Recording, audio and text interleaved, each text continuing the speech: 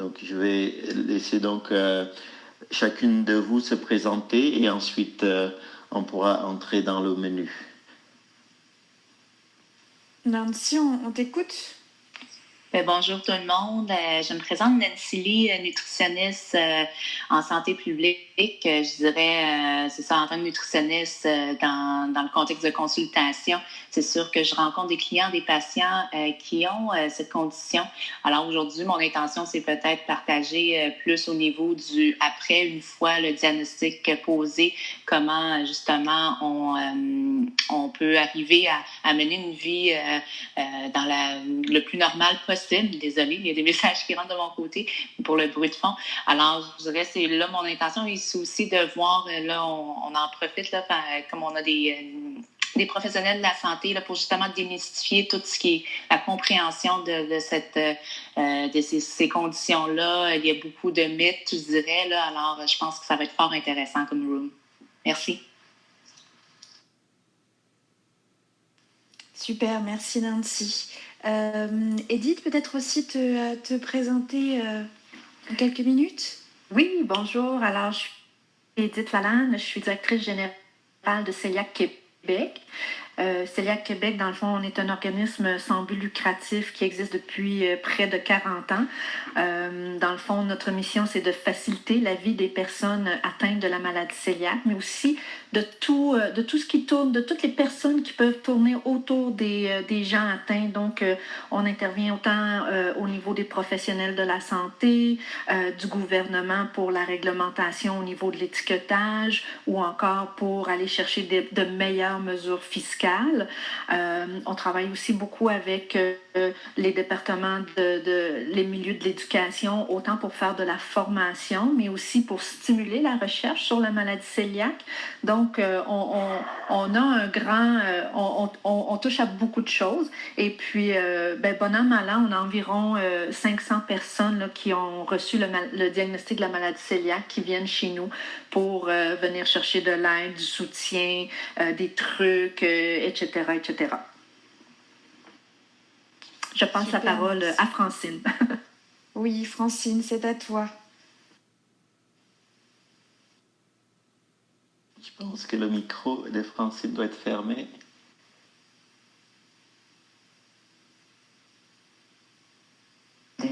Voilà, est-ce que vous m'entendez maintenant? Parfait. Ah, j'ai découvert un nouveau truc, d'accord, alors je recommence. Je suis Francine Roca, journaliste animatrice à la radio communautaire, et mon rôle est vraiment d'échanger et de partager. Et sur la maladie du cœliaque, on raconte tant de choses et n'importe quoi sur cette maladie, alors que c'est une maladie qui est très sérieuse. Alors aujourd'hui, je pense on va découvrir à travers tout le monde tout ce qui se passe, les tenants et les aboutissants d'une vie aussi sans gluten, qui est très importante, définir qu'est-ce qu'une allergie, qu'est-ce que l'intolérance et à quel âge et quelles sont les associations où on peut trouver de l'aide aussi pour les parents qui ont des enfants. Voilà, c'est un peu tout ça. C'est ma première expérience avec vous. Alors je demanderai d'être un peu tolérant sur ce sujet parce que je ne sais pas où je m'en vais, mais je vous suis avec grand plaisir. Voilà. C'est un plaisir pour nous aussi, Francine. Et merci beaucoup pour cette intervention. Peut-être qu'on va commencer par vous expliquer tous les points que l'on va aborder. Docteur Pré? Oui, tout à fait.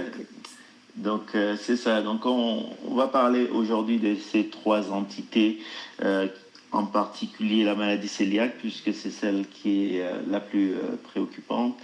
Mais on dira aussi un mot. Peut-être un autre mot que cœliaque pour les personnes qui nous écoutent et qui ne sont peut-être pas dans le domaine entièrement médical. Vous auriez un autre nom un peu plus vulgarisé? En fait, c'est là où résident justement certaines appellations qui peuvent être confondantes. Parce que classiquement, l'appellation qu'on dit intolérance au gluten était utilisée parfois, mais de plus en plus, on essaie de l'éviter, ce terme, parce que ça peut faire à tort penser à quelque chose qui n'est pas préoccupant. Comme par exemple une intolérance au lactose, où on peut digérer quelques quantité de lait, mais pas beaucoup de lait. Donc, le terme maladie cœliaque est finalement celui qui permet justement de parler de cette entité qui est vraiment une maladie auto-immune liée à la réaction du corps suite à l'injection du gluten. Donc c'est une maladie qui est directement présente lorsqu'il y a un contact avec le gluten. L'autre terme qu'on appelle, c'est l'entéropathie auto-immune au gluten, mais qui est un peu plus médical que le terme maladie cœliaque. Super, merci. Dans ce gluten, docteur Jonchou, qu'est-ce qu'on inclut? Est-ce qu'on peut dire que c'est le blé, l'avoine? Quels sont les éléments qui touchent le gluten, les aliments? Effectivement, le gluten, lui, est une protéine qui est présente dans 4 catégories d'aliments, même si actuellement l'avoine, on commence à ne pas l'exclure, surtout lorsqu'elle est purifiée. Donc il y a le seigle, donc le blé, l'orge, et puis le triticale qui est un mélange de deux céréales. Donc l'acronyme qu'on utilise d'ailleurs pour parler de ça, c'est l'acronyme SABOT, S-A-B-O-T. Donc, pour parler de seigle... Pour les enfants, c'est plus facile de retenir aussi, de savoir dans quels aliments ils retrouvent le gluten. Alors, SABOT, vous avez dit, c'est ça? Exactement. Donc, c'est un acronyme qui a d'ailleurs fait un jeu de mots sur certaines planches illustrées pour les enfants, notamment avec la Fondation et Edith. Vous avez utilisé ça dans des documents pour les enfants. Et quelle est la différence? Parce que beaucoup de gens mélangent entre l'allergie et l'intolérance, et la gravité de l'une et de l'autre. Exactement. Donc ça, c'est vraiment le point crucial dans la façon de prendre en charge ces maladies. C'est bien définir dans quelle catégorie on se positionne. Donc l'intolérance au gluten, on a dit qu'on l'appellera dorénavant maladie cœliaque ou entéropathie auto-immune liée au gluten. Et l'intolérance, elle, l'hypersensibilité au gluten, elle, c'est une forme de réaction de l'individu suite à l'exposition au gluten, mais qui ne se caractérise pas par des modifications au niveau de la muqueuse. On entrera en détail dans ce qui est comme diagnostic, mais dans le contexte de l'hypersensibilité au gluten, il n'y a pas d'anomalie au niveau de la muqueuse intestinale. L'autre chose qui n'est pas présente, c'est des anomalies au niveau sanguin, comme les anticorps, qui, eux, sont présents dans la maladie cœliaque et pas dans l'hypersensibilité au gluten.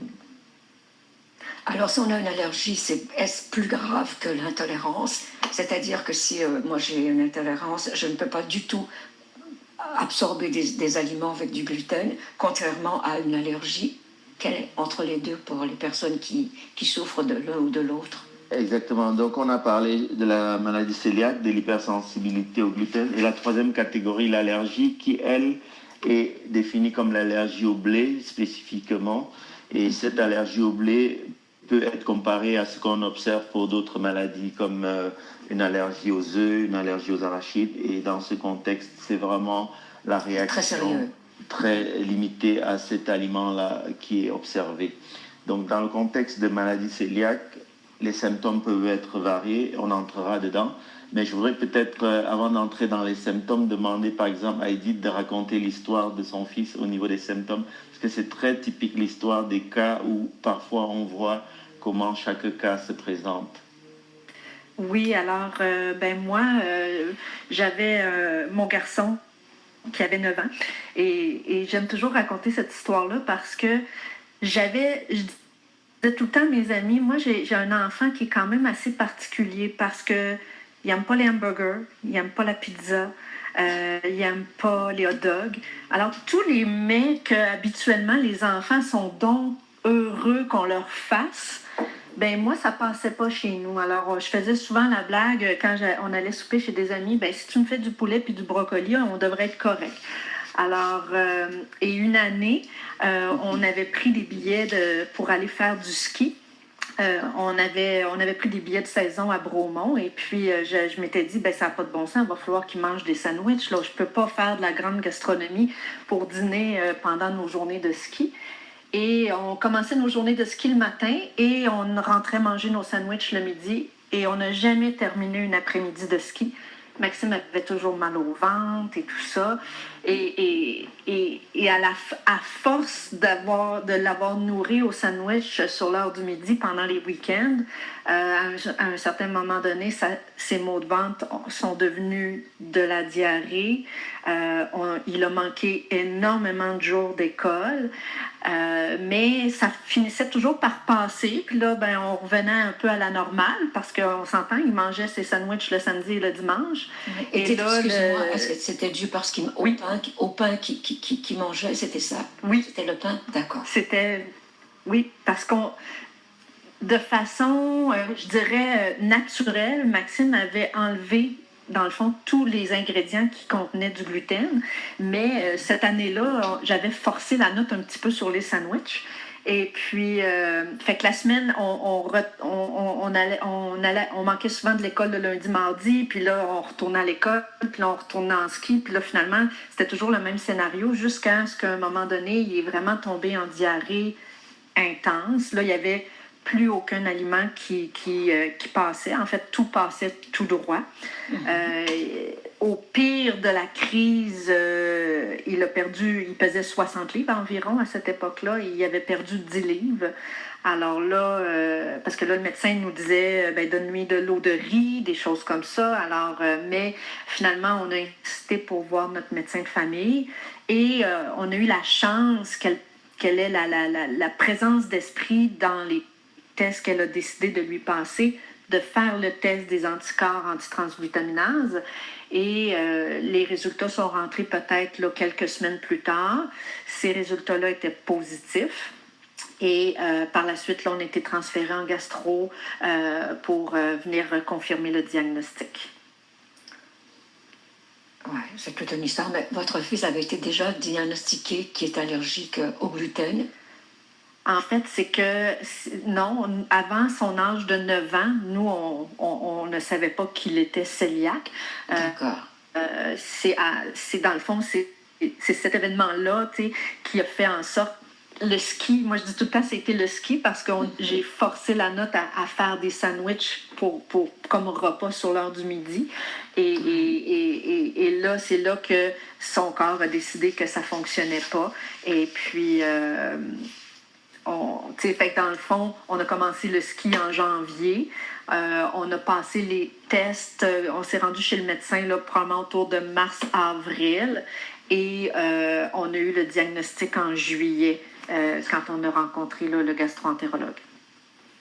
C'est vraiment ce tableau où on observe souvent l'évolution des symptômes avant le diagnostic. C'est vraiment quelque chose, le retard au diagnostic reste fréquent dans cette maladie parce que les symptômes peuvent être très limités à un seul symptôme comme les maux de ventre. Mais il y a des patients qui vont avoir des diarrhées, de la fatigue, des vomissements. Certains vont avoir de l'irritabilité, d'autres vont avoir de la perte de poids et même des signes qui sont complètement loin du tube digestif comme des manifestations au niveau de la peau, des lésions sur les jambes, des problèmes au niveau des cheveux et même dans certains cas des tableaux en lien avec la procréation. Dans les cliniques d'infertilité, ils retrouvent beaucoup de cas de maladies cœliaques qui étaient méconnus. Donc ce défi autour des symptômes du diagnostic, c'est majeur. Alors ça veut dire, docteur Jonchou, c'est important lorsqu'on voit que son enfant commence à avoir, peu importe le symptôme, de consulter le plus rapidement possible. Oui, tout à fait. Et c'est aussi le fait de pouvoir identifier les symptômes et pouvoir en parler qui permet justement de faire cette formation continue. Et on reviendra dessus parce que c'est aussi une des choses qu'on fait auprès des médecins, de continuer à leur rappeler l'existence de cette maladie. Effectivement, je pense que j'écoutais Edith, puis Edith, je pense dans ce que tu as mentionné, j'ai comme perçu que tu trouvais tout de même chanceux dans le sens que le diagnostic est venu rapidement, parce que moi, ce que je vois aussi, parfois chez les adultes ou parfois même chez les enfants, on peut on va dire, il y a peut-être une anémie, il y a peut-être d'autres carences dans d'autres choses, mais on n'associe pas tout de suite. Puis je pense, monsieur, docteur, après vous avez nommé que il faut faire l'éducation auprès des médecins de penser à ça, parce qu'effectivement, parfois, on va vers d'autres, on va penser c'est d'autres situations médicales, là. Oui, il y a beaucoup d'errance médicale dans ce genre de pathologie. Absolument, parce que le délai entre les premiers symptômes et le diagnostic peut être très élevé dans certains cas, et c'est sûr que l'une des difficultés, pourtant le test de dépistage est simple, mais l'une des difficultés, c'est de pouvoir évoquer ces diagnostics, parce que si on ne l'évoque pas, on ne prescrit pas ce test. Et comme l'a mentionné tout à l'heure Nancy, c'est que des signes comme l'anémie peuvent être fréquents chez les adultes. Ça va jusqu'à 30% des cas avec maladie cœliaque qui ont de l'anémie, et on sait ô combien l'anémie est un signe fréquent, et parfois on va regarder peut-être du côté menstruation, du côté gynécologique, et chez les enfants, on sait que le problème de croissance est un avantage, puisqu'un enfant qui grandit pas va pousser les parents à aller consulter, mais un enfant qui est juste fatigué, un adolescent qui est juste un peu irritable, on va dire, c'est l'adolescence. Donc. Et dites-moi, je suis curieuse comme maman, lorsque vous avez appris que Maxime avait cette maladie, comment vous avez réagi? Est-ce que vous la connaissiez? Vous étiez au courant de comment la soigner?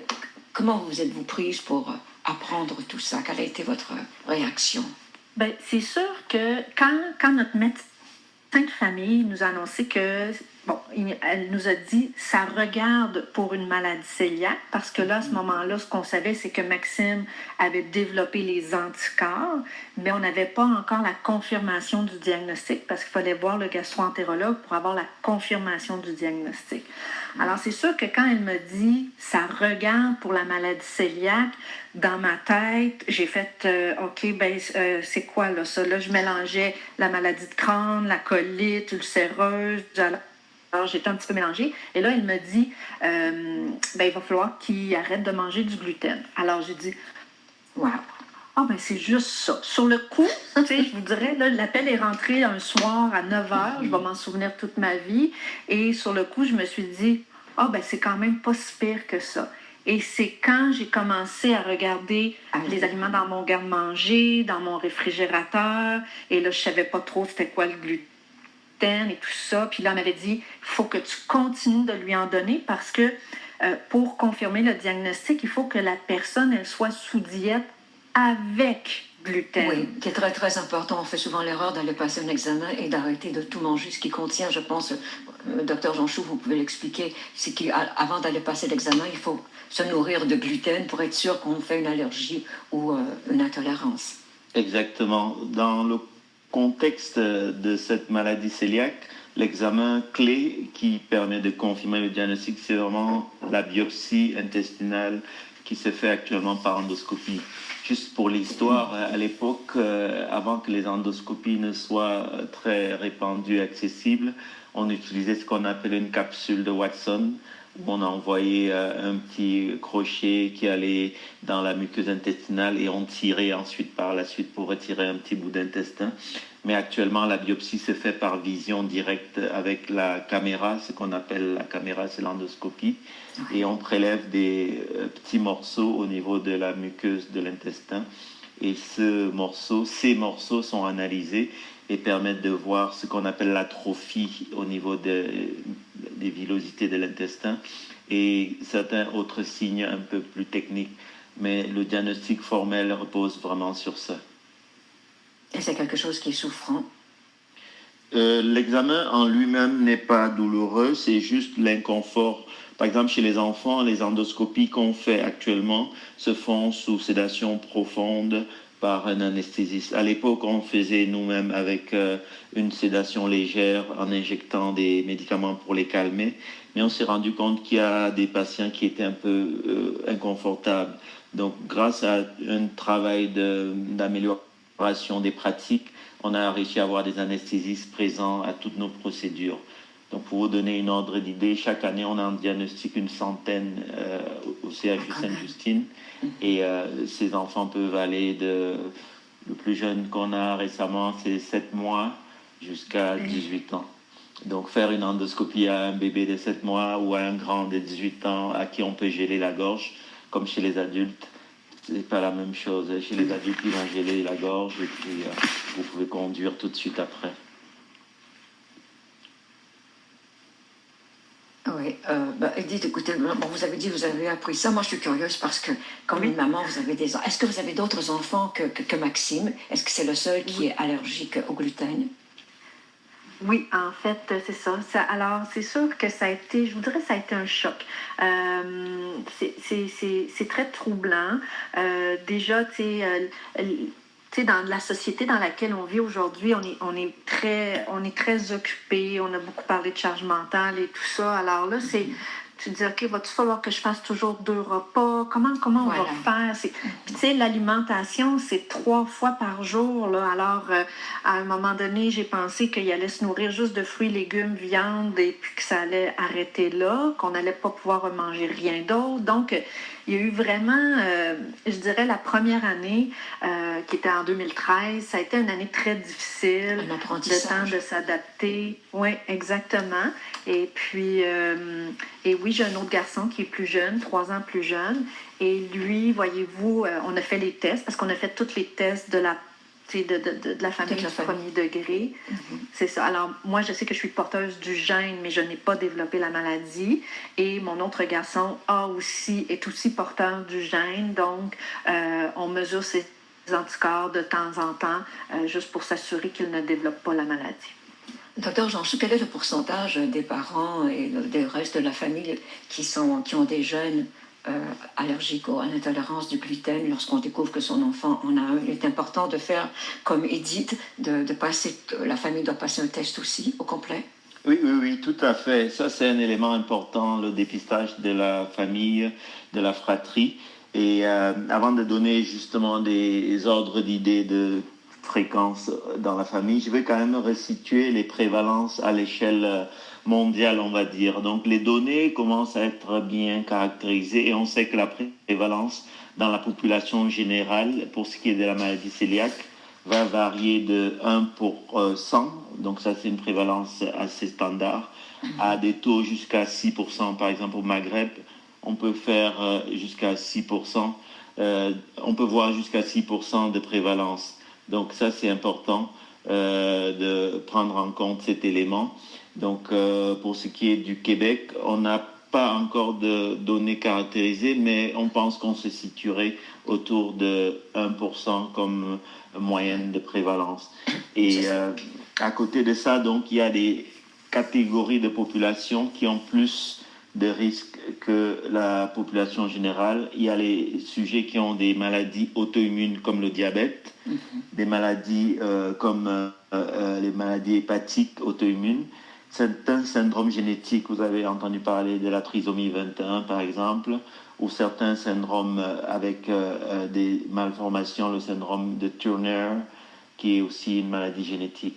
Donc tout ça augmente le risque. On peut aller pour le diabète jusqu'à 10%. Donc ça veut dire qu'un sujet diabétique a 10% d'avoir une maladie cœliaque et un syndrome de Turner 5%. Donc ça c'est la prévalence pour ces maladies à risque. Ensuite dans la famille, les prévalences vont augmenter lorsqu'il y a un cas atteint. Et les données de prévalence sont difficiles à identifier, mais dans notre pratique, chaque année, sur les 100 cas identifiés, on identifie parfois 5-6 parents qui s'ignoraient. Je ne sais pas, Edith, c'est sûrement ce que vous voyez aussi dans votre contexte. Oui, en fait, c'est très rare que quand il n'y a pas une personne dans une famille qui reçoit le diagnostic, qu'éventuellement, quand moi je parle souvent à nos membres, puis finalement, ma soeur ou mon frère ou mon enfant ou mon père, il finit toujours par en avoir 2, 3 autres dans la famille là, qui obtiennent ce même diagnostic-là. Je sais que nous, souvent, dans nos statistiques, là, on parle je pense, ça peut aller jusqu'à 18% là, dans les membres de la même famille qui ont un risque de développer également. Puis, c'est vraiment premier degré, là, donc frères, sœurs, enfants ou parents. Là. Docteur Jean-Chou, Est-ce qu'il est possible de n'avoir aucune allergie ou intolérance au gluten et que Ophélie voulait réagir sur la prévalence. Excusez-moi. Oui, non, c'était plutôt une question pour Edith, mais on peut continuer aussi pour Francine. Je voulais juste rapidement, parce que sinon le sujet va passer. Est-ce que toi, Edith, tu as été accompagnée justement avec ton enfant sur le changement, la transition par peut-être une association ou peut-être par le corps médical en tant que tel? En fait, quand on a reçu le diagnostic, nous, on est suivis. On a été dirigé vers le Children's Hospital, alors le Montreal Children's Hospital. Alors, on a rencontré la gastroentérologue, elle nous a annoncé le diagnostic et il nous a référé à une rencontre avec une nutritionniste. Donc, c'est ce qu'on a fait là. La rencontre a eu lieu là, quand même assez rapidement, je dirais dans les semaines qui ont suivi le diagnostic. Et c'est au moment de cette rencontre-là, qui a duré peut-être en tout, là, peut-être 45 minutes, 1 heure, où elle nous avait donné la référence et de l'Association canadienne de la maladie cœliaque et de Cœliaque Québec. Alors, on est revenu à la maison, on a regardé ça un petit peu, puis comme on est du Québec, on s'est dit on va encourager l'organisme québécois et on s'est abonné, on est devenu membre dans le de Cœliaque Québec et on a reçu de la littérature, de la documentation. Alors moi, comment ça s'est passé chez nous, c'est que moi, mon conjoint a probablement épluché tout ce qu'il y avait comme information sur le site Internet de Cœliaque Québec. Et moi, de mon côté, parfois j'appelais parce qu'on peut appeler du lundi au vendredi de 9 à 5. Alors, j'ai appelé à quelques reprises pour poser des questions, avoir des trucs et tout ça. Et moi, mon outil que j'aimais beaucoup consulter, c'était le magazine. Alors, j'ai lu tous les articles qu'il y avait dans le magazine. Et tranquillement, pas vite, c'est comme ça qu'on a appris à passer au travers, je dirais. À gérer tout ça. Alors, mais c'est toute une gestion, il dit, de faire ça pour la famille lorsqu'on découvre que son enfant a des allergies ou une intolérance comme ça. Même les repas, et même lorsque l'enfant amène son dîner à l'école, vis-à-vis les autres enfants aussi, il doit faire attention à tout ce qu'il absorbe. Oui, c'est que souvent, les premiers mois, je dirais, on finit par s'habituer, on finit par trouver nos trucs, trouver nos ingrédients et tout ça.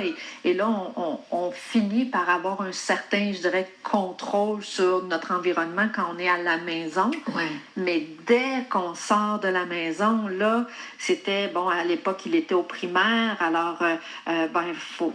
Systématiquement, il faut toujours lui envoyer un lunch. Les repas, moi, à l'école primaire où il allait, il n'y avait pas de cafétéria, mais il y a des enfants qui ont des cafétérias à l'école.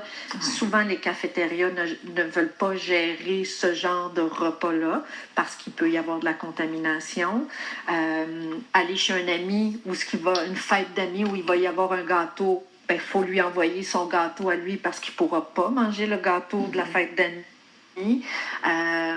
Les surprises, les professeurs aiment beaucoup faire des surprises et souvent ce sont des surprises alimentaires, donc il faut prévoir que lui ait ses surprises pour qu'il puisse manger comme les autres. Donc il y a beaucoup de choses à penser pour essayer qu'il soit le moins stigmatisé possible.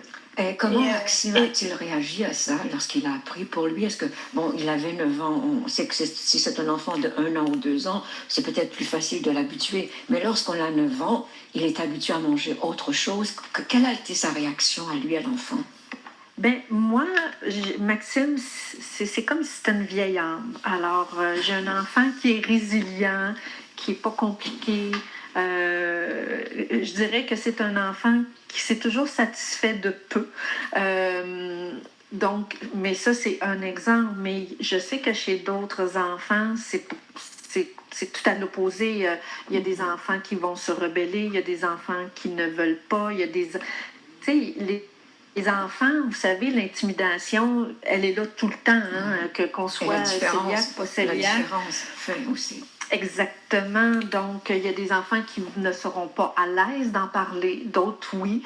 Il y a des enfants, moi, j'ai eu des enfants qui me disaient, tu sais, mes amis, des fois, ils font exprès, puis ils me disent, non, moi, je mange un bon pain blanc, puis, tu sais, des choses comme ça. Donc, L'intimidation peut se faire à ce niveau-là aussi, mais je veux dire, à quelque part, elle se fait à tous les niveaux. Donc, nous, je dirais qu'on a été relativement chanceux, mais je sais que c'est pas le cas De tous les enfants. de tous les enfants. Nancy, peut-être que Nancy, tu peux nous éclairer à ce sujet-là au niveau du milieu scolaire. Est-ce que, pareil, est-ce qu'il y a des choses qui sont mises en place pour les enfants qui ont cette intolérance-là? Effectivement, dans le milieu scolaire, Edith, tu l'as bien dit, là, c'est pas facile à gérer parce que la contamination croisée est très facile. Surtout en contexte de cafétéria, on n'a pas des lieux exempts d'allergènes. Là, puis là, je l'extrapole même aux autres allergènes possibles. Mais par contre, c'est important de travailler avec l'école. Parce que, justement, moi, dans le cadre de mes fonctions, je travaille dans le milieu scolaire comme nutritionniste. J'essaye aussi quand j'ai la chance de parler aux enseignants, aux directions d'école, de voir la place des aliments dans tout ce qui est fête, dans tout ce qui est ça. Parce que justement, s'il y a des élèves qui ont des conditions X, Y, Z, ça peut créer justement un malaise. Fait que pas tout le temps penser juste aux aliments comme récompense.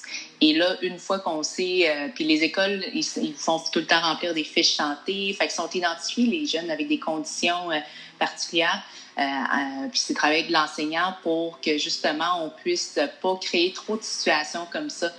Parce qu'on ne veut pas stigmatiser, on ne veut pas mettre personne à l'écart, mais c'est toujours travailler le milieu scolaire parce que, comme je dis, il y a toutes sortes de conditions. Là. J'ai déjà entendu des enfants ayant des allergies à la fraise, mais pourtant, la fraise, c'est quelque chose qui est très anodin pour plusieurs personnes. Là. Puis c'est pas la première allergie à laquelle on va penser. Alors, quand je dis, les milieux sont capables de s'adapter un petit peu, mais c'est sûr, c'est plus compliqué dans les grosses écoles secondaires, dans les grosses cafétérias, parce que là, justement, on veut servir la masse. Comment on peut avoir quelque chose de pointu pour une condition particulière, là, c'est très difficile. Mais on travaille avec les fournisseurs pour s'assurer d'avoir les listes des ingrédients et tout ça toujours à portée de nos mains pour pouvoir justement répondre à des questions. Mais effectivement, la contamination croisée est quasiment inévitable. Puis on ne veut pas créer non plus un faux sentiment de sécurité non plus.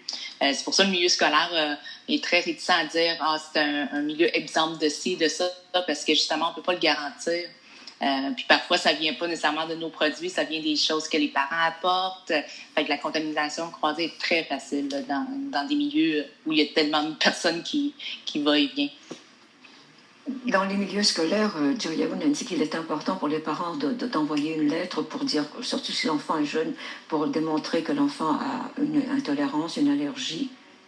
Oui, ben effectivement, là, à chaque année, les écoles font remplir une fiche santé. Puis c'est là le moment là, de déclarer toutes les différentes conditions qu'on peut avoir, puis de les nommer. Puis comme ça, le service de garde, le service de dîneur vont être en mesure de porter une attention particulière. D'accord. Et c'est là où on revient justement à la notion de bien poser le diagnostic, parce que comme on l'a mentionné, entre l'allergie au blé, le tableau d'intolérance au gluten qu'on n'appellera plus ainsi, mais plutôt maladie cœliaque, et le tableau d'hypersensibilité au gluten, qui d'ailleurs a des symptômes assez proches de la maladie cœliaque et beaucoup plus fréquents chez les adultes que chez les enfants, même si on retrouve chez les enfants ce qu'on appelle le syndrome d'intestin irritable. Et ce tableau d'hypersensibilité au gluten, par rapport à la maladie cœliaque, lui, il aura un tableau avec des biopsies normales et pas de signes sanguins au niveau des anticorps. Et il pourra être amélioré par l'éviction du gluten. Et la différence, c'est qu'on ne l'a pas dit au début, mais la maladie cœliaque, c'est vraiment une maladie à vie. On vit avec. Il n'y a pas un traitement curatif pour l'instant. Docteur Jean-Charles, est-ce qu'il est possible que certains enfants qui souffrent de la maladie cœliaque ne présentent aucun symptôme? Oui, tout à fait. Il y a une grande proportion. Dans notre cohorte à Sainte-Justine, on a revu une série de près de 400 cas de maladie cœliaque et on a identifié environ 9% qui n'avaient aucun symptôme. La plupart du temps, ce sont des dépistages de fratries, de cas atteints, diagnostiqués. Et souvent, dans ce contexte-là, même s'ils sont asymptomatiques, on va mettre en place quand même le régime. Et c'est un défi pour ces jeunes qui n'ont aucun symptôme, mais en général, ils suivent quand même le régime. D'accord. Et elle peut se venir, comme je disais tantôt, à n'importe quel âge. On peut ne pas l'avoir et soudainement, on est porteur de gènes et elle se développe, la Oui, maladie. oui, oui, tout à fait. Les plus jeunes qu'on a, nous, c'est autour de 7 mois, mais chez les adultes, j'ai des collègues qui ont des cas jusqu'à 80 ans. Peut-être, Edith, dans la fondation, vous avez sûrement vu des personnes de ces âges-là aussi, hein. Oui, tout à fait. En fait, c'est ça qui est un peu difficile dans cette maladie-là. C'est que nous, souvent, au niveau des symptômes, on va parler que c'est une maladie caméléon parce que les signes et symptômes sont tellement variés. Donc, c'est pour ça que c'est difficile des fois de la diagnostiquer. Et aussi, c'est qu'elle se manifeste à tout âge. Donc, on peut l'avoir, comme le docteur Jean Chou dit, à 7 mois, à 18 ans, mais il y en a d'autres, c'est à 50 ans. Mon père, il s'est fait diagnostiquer à 70 ans, mais puis là, c'est toujours difficile de revenir en arrière puis dire il était cœliaque depuis quand? Ben, on peut pas le dire, mais à quelque part, il a développé un diabète avec les années. Il a eu un cancer de la parathyroïde. Donc, il avait sans doute des symptômes, mais c'était des symptômes avec lesquels il avait appris à vivre ou et qu'on n'associe pas au gluten. Exactement. Voilà. Alors, mais tu sais, il était peut-être cœliaque depuis l'âge de 40 ans. On ne peut pas le savoir. Ce qu'on sait, c'est qu'il a été diagnostiqué à l'âge de 70. Mais on en a beaucoup de personnes qui disent hey, mon Dieu, j'ai parlé à un monsieur dernièrement, il venait de célébrer ses 60 ans, il venait de prendre sa retraite. Puis là, pendant le début de sa retraite, il s'est mis à perdre beaucoup, beaucoup, beaucoup de poids. Là, son médecin dit, ben voyons, c'est pas normal de perdre du poids comme ça à ton âge. Investigue. C'était la maladie cœliaque. Super, merci beaucoup. On fait un petit refresh de la room. Donc, pour tous ceux qui viennent d'arriver, bonjour Karine, bonjour Jacqueline, Romuald, Anne-Marie et aussi en bas, nous avons Virginie et puis Nutri et Miss. Donc, n'hésitez pas, si vous voulez monter, ce sera avec plaisir. On salue Jacqueline qui va peut-être monter, nous dire un bonjour. Donc, on parle aujourd'hui de la maladie cœliaque, on parle de l'hypersensibilité au gluten et on parle aussi de l'allergie au blé. Et ces trois entités qui sont quand même assez fréquentes. Donc, la prévalence de la maladie cœliaque, 1%. Donc, c'est quand même pas rare, hein, cette maladie. Beaucoup sont sous-diagnostiqués. Et on parlait justement du défi autour du diagnostic des formes asymptomatiques. Puisque chez les enfants et même chez les adultes, on peut avoir des cas où il n'y a aucun symptôme. Et par contre, lorsqu'on fait l'endoscopie, on retrouve déjà des anomalies aux biopsies. Et cette endoscopie-là est l'élément capital pour le diagnostic.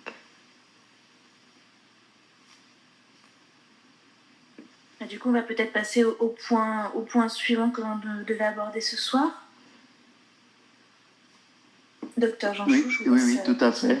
Oui, exactement. Donc, je pense qu'on va pouvoir avancer donc, sur comment est-ce que le régime se met en place au moment du diagnostic, quelles sont les choses à éviter, comment est-ce qu'il faut faire attention. Donc, ça, c'est un élément qui est majeur pour la prise en charge. D'accord, comment faire lorsqu'on doit manger à l'extérieur, ce qui devient souvent un problème. Et les réunions, comme disait Edith tantôt, si on va en réunion, on rencontre des amis ou encore en voyage. Et comment remédier à tous ces tracas? Et dites-vous qui avez l'expérience avec un enfant, comment vous avez fait pour faire face à tout ça lorsque vous partez en voyage ou vous allez à l'extérieur? En fait, ce serait bien d'avoir la solution facile et de dire, bon, si on pouvait savoir si tel produit ou tel autre produit, est-ce qu'il en contient, est-ce qu'il n'en contient pas. Je dirais que chez Cœliaque Québec, c'est un petit peu le nerf de la guerre et on appelle ça la lecture des étiquettes. Dans le fond, ce qu'il faut savoir, c'est que le gluten, depuis 2012, c'est quand quand même assez récent, est considéré comme un allergène à déclaration obligatoire chez le fabricant. Alors, si un fabricant met du seigle, du blé, de l'orge ou du triticale dans son produit, il est obligé de le déclarer dans sa liste d'ingrédients. Donc, la meilleure façon de savoir si un produit en contient ou pas, c'est de lire les étiquettes. Alors, nous, c'est vraiment la formation de base qu'on donne quand une personne reçoit le diagnostic chez Celiac Québec.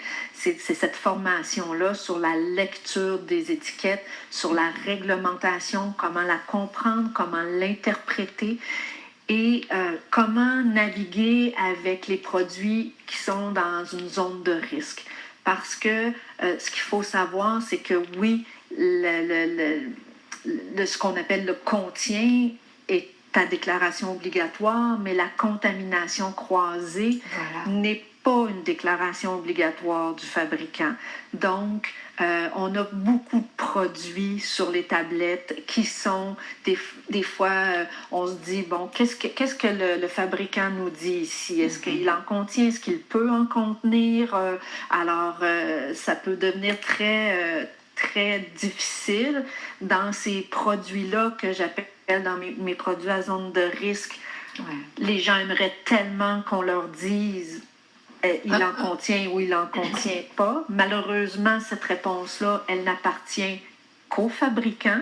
Il n'y a personne d'autre qui peut interpréter l'étiquette à part le fabricant qui peut mentionner s'il a des contrôles d'allergènes en place et tout ça.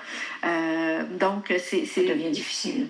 Oui. Mais on a vu beaucoup de fabricants qui vont inscrire parce qu'ils ont peur d'avoir des gens qui reviennent sur eux, peuvent contenir des traces on voit souvent ça pour les arachides, on voit souvent ça indiqué sur certains aliments. Il y a un petit carré en bas de l'emballage c'est la même chose, j'imagine, peut contenir du blé, peut contenir du gluten, peut avoir des traces. Est-ce qu'on voit ça sur certains aliments? Oui, effectivement, il y a des fabricants qui vont l'indiquer, peut contenir du blé. On va souvent voir ça. C'est sûr que nous, chez Celiac Québec, on ne recommandera jamais de consommer un produit où le fabricant nous indique qu'il peut contenir du blé. Et là, c'est là que, je dirais, le plaisir commence dans les nuances et complexités de la réglementation, parce qu'il y a aussi ce qu'on appelle une allégation sans gluten. Alors, c'est une autodéclaration du fabricant, où le fabricant dit moi, mon produit, il est sans gluten. Alors, on peut retrouver un produit sans gluten avec une mention qui va venir dire peut contenir du blé. Alors, ce que le fabricant nous dit quand il écrit ça sur son emballage, le sans gluten veut dire je contiens moins de 20 ppm de gluten, mais peut contenir du blé. C'est un avertissement à la personne qui est allergique au blé. Alors, c'est là la distinction. Il faut presque avoir suivi un cours pour tout comprendre, les étiquettes comme ça. Oui. C'est pour ça qu'on donne la formation. Nous, on dit toujours, les gens, faut que vous suiviez cette formation-là, parce que... Puis ça prend du temps. Des fois, il faut la suivre 2 fois, 3 fois, 4 fois, le temps de tout saisir ces petites nuances et ces petites subtilités importantes. Oui, qui sont très importantes, mais que la réglementation, dans le fond, on a des outils en place et il faut naviguer dans ces outils-là, avec ces outils-là. C'est toute une éducation qui est vraiment pertinente à faire lorsqu'on fait le diagnostic. C'est un vrai défi. Oui, effectivement.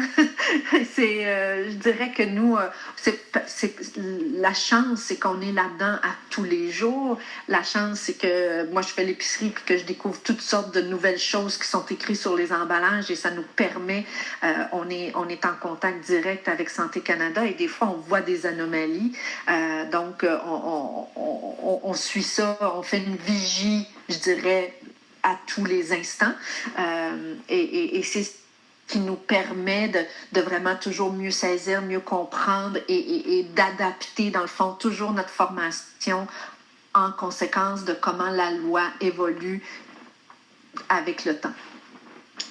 Puis je dirais aussi, tu sais, dans l'industrie alimentaire, là, tu sais, ils saisissent des opportunités. Hein, puis je remonte pas très loin, là, je remontais peut-être 10-15 ans. Moi, je voyais les aliments plus, justement, sans gluten, comme des aliments très spécialisés.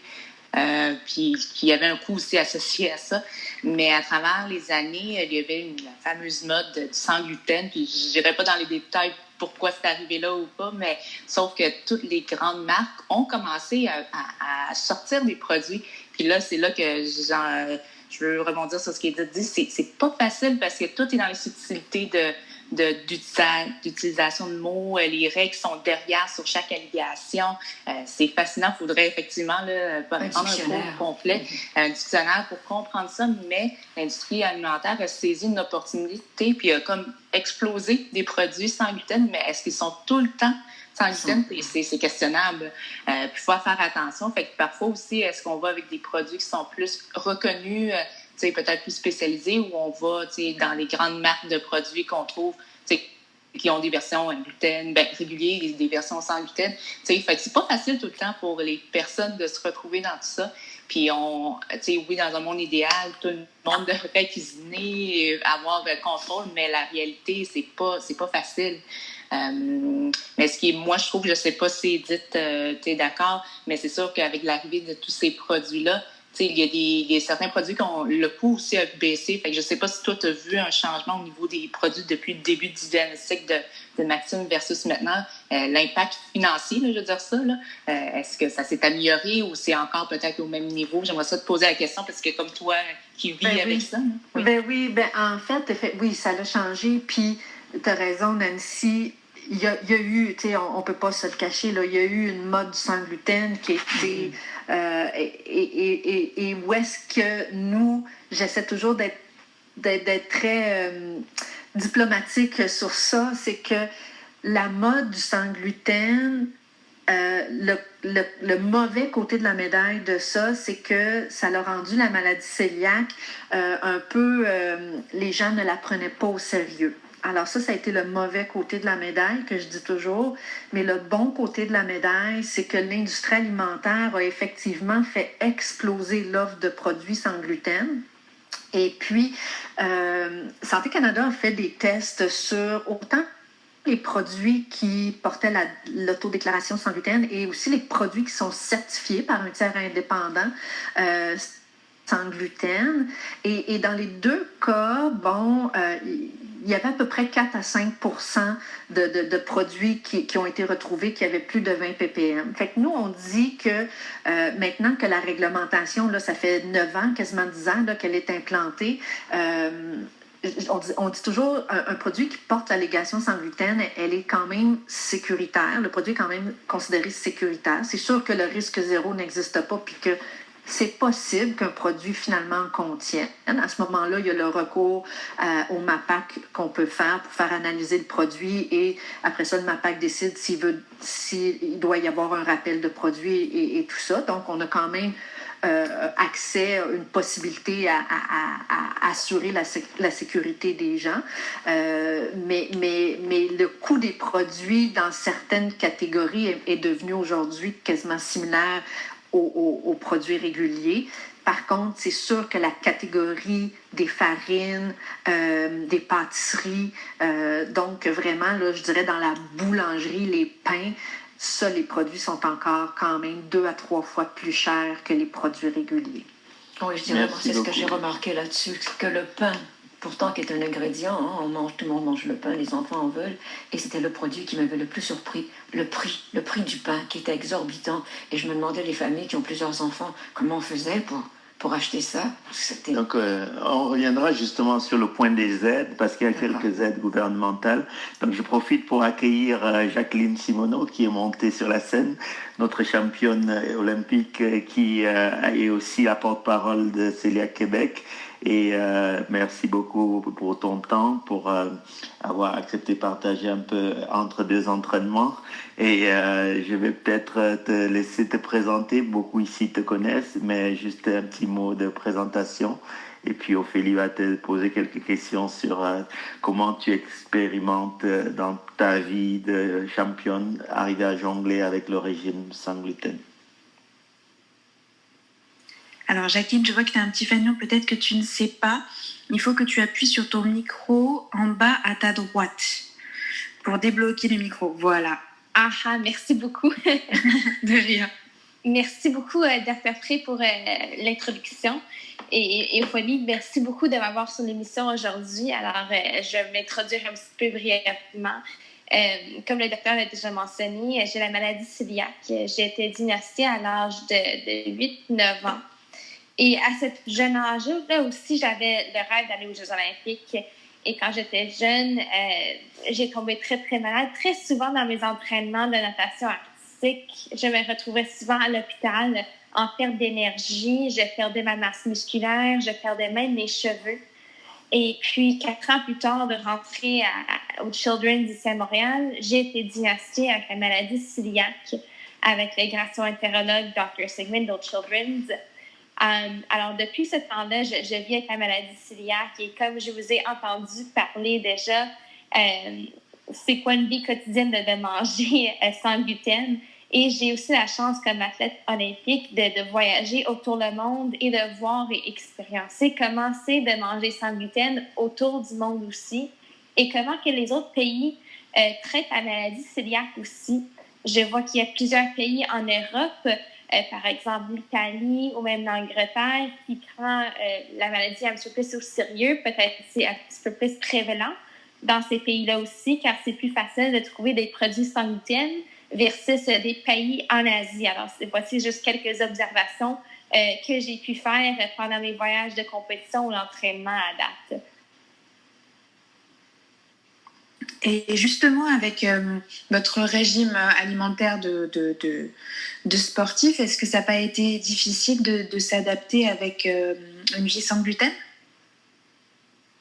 Je vais avouer qu'au début, c'était très difficile car les nutritionnistes qui travaillent souvent avec nous sont habitués de travailler avec des gens qui n'ont pas vraiment beaucoup de restrictions alimentaires. Alors, la maladie cœliaque, quand j'avais 12 ans, 15 ans, quand je montais sur des équipes nationales qui étaient suivies par des nutritionnistes, c'était sûr que c'était une adaptation pour non seulement moi, mais les nutritionnistes. Alors, de trouver les bons aliments qui peuvent me nourrir assez pour donner de l'énergie pendant 7 heures de suite, 9 heures de suite. Alors, habituellement, les nageuses mangent beaucoup de pâtes, de soirées des compétitions, par exemple. Mais moi, mon énergie, ça ressort plus de la viande ou des légumes fraîches, des aliments qui ne contiennent pas nécessairement le gluten au naturel. J'ai entendu parler du zéro risque. C'est certain que il y a toujours un risque d'avoir du contamination. Alors, c'est pour ça qu'en compétition, je prends vraiment pas de chance et je ne me nourris presque uniquement des produits qui sont naturellement sans gluten, dont les légumes, la viande, les fruits et parfois du pain sans gluten, mais je ne prends pas de risque, surtout quand je voyage. Merci beaucoup pour ces informations. C'est extrêmement intéressant parce que c'est vrai qu'en fonction du rythme de vie, ça peut ou pas impacter ce qu'on fait dans notre quotidien. C'est vrai qu'en tant que sportif de haut niveau, il doit y avoir quand même un énorme impact parce que l'alimentation fait aussi partie de votre entraînement. Et vous avez su vous entourer, enfin on a pu vous entourer facilement, justement, vous accompagner facilement dans ce type d'alimentation avec votre vie sportive? Pardon, ma connexion Wi-Fi n'est pas la meilleure, alors j'ai manqué la question. Excuse. Non, je vous demandais si vous avez été accompagné dans cette transition alimentaire, dans toute cette partie alimentaire, justement avec votre vie sportive, ou est-ce que c'est quelque chose que vous avez appris toute seule et qu'après vous avez complètement géré, comme on peut appeler un peu une patiente experte? Et merci pour la question. Au début, je n'étais pas au courant, ma mère non plus, des ressources dont Celiac Québec offrait aux gens. Alors, au début, c'était pas mal juste ma mère avec des petits pamphlets, des petits livrets qu'on lisait sur la maladie cœliaque.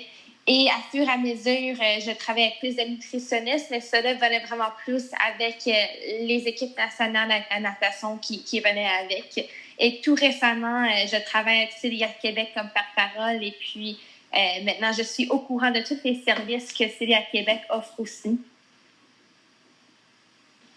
C'est super parce que du coup, vous êtes vraiment une figure aussi pour toutes les personnes qui vivent cette maladie-là au quotidien et qui du coup, peut-être peuvent se sentir limitées, entre guillemets, et de voir des personnes comme vous qui allez si loin dans la compétition et qui passez outre ce type de maladie, ce qui ne doit pas être facile tous les jours non plus.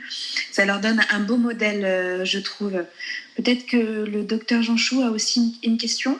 Oui, c'est ça. Je voulais vraiment remercier une fois encore Jacqueline pour son partenariat avec Celiac Québec. Et j'ai rafraîchi ma page pour montrer le beau logo de Celiac Québec qui cette année a été, en 2020 plutôt, la nouvelle image de cette fondation avec qui on travaille depuis quelques années. Et ils ont eu aussi, je suis honoré aussi d'avoir eu le prix de la fondation et je voudrais aussi donner la parole à Edith pour dire aussi merci par rapport à ce partenariat. Ben oui, en fait, on est très chanceux parce que Jacqueline, si tu me permets, je vais mentionner, mais Jacqueline s'était fait dire, vous savez, au moment de son diagnostic, qu'il fallait qu'elle mette une croix sur son rêve de devenir une athlète olympique. Et pour nous, Jacqueline est un modèle de détermination et de ténacité parce que elle a renversé le pronostic et elle a réussi. Elle s'est présentée aux Jeux de Rio et là, on espère pouvoir aller aux Jeux de Tokyo. Alors, pour nous, c'est vraiment de... Oui, c'est un choc que je reviens à Francine au début, quand vous m'avez demandé comment c'était au moment du diagnostic. C'est un choc, mais la bonne nouvelle, c'est qu'on vient qu'à maîtriser cette maladie-là, on vient qu'à apprendre à vivre avec. Et dans le fond, moi, je dis souvent, c'est une occasion de faire des belles découvertes. Et puis, une belle découverte qu'on a faite, c'est quand on a commencé à travailler avec Dr Jean Chou, qui est tellement investi auprès de sa je veux dire, c'est pas clientèle, mais dans le fond de ses patients qui reçoivent le diagnostic de la maladie cœliaque. Dr Jean Chou fait des recherches sur la maladie cœliaque. On a une belle collaboration et puis on lui a remis l'année passée le prix Michel Laflamme pour tout son engagement, son implication qu'il fait auprès des patients cœliaques, mais aussi pour faire avancer les connaissances sur cette maladie-là pour que on puisse, dans le fond, notre objectif, c'est d'améliorer la qualité de vie de toutes ces personnes-là. C'est justement un point, merci beaucoup Edith, un point sur lequel on a eu à collaborer sur justement comment est-ce qu'on peut améliorer la qualité de vie. Et classiquement, on a beaucoup parlé de l'importance de l'endoscopie dans le diagnostic, mais en Europe, depuis quelques années, les endoscopies se font sur des critères sérologiques et c'est quelque chose qu'on n'avait pas encore adopté au Nord-Amérique. Et tout récemment, on a démontré dans une cohorte de l'hôpital Sainte-Justine que la fiabilité des tests sanguins peut être un élément qui permet d'éviter l'endoscopie. Je le mets encore au conditionnel parce que tous les tests faits dans tous les laboratoires n'ont pas la même fiabilité, mais ce que nous on avait dans notre centre était quand même assez intéressant. Donc qui dit test sanguin pour le diagnostic dit aussi rapidité du diagnostic, dit aussi meilleure qualité de vie. Donc c'est un élément important. Docteur Janson, on dit que c'est une maladie qui est incurable, que c'est une maladie qu'on a toute sa vie. Et quelles sont les complications à court ou à long terme si on ne poursuit pas le régime sans gluten? Parce que c'est la seule façon maintenant, il n'y a pas de vaccin, il n'y a pas de médicaments, c'est la seule façon d'y remédier, de se sentir mieux, c'est de faire ce régime. Mais quelles sont les complications si on ne poursuit pas? Oui, c'est une excellente question parce que parfois, si on n'a pas le sentiment d'être malade, on ne voit pas l'intérêt de suivre le régime, surtout chez les personnes qui ont été diagnostiquées asymptomatiques.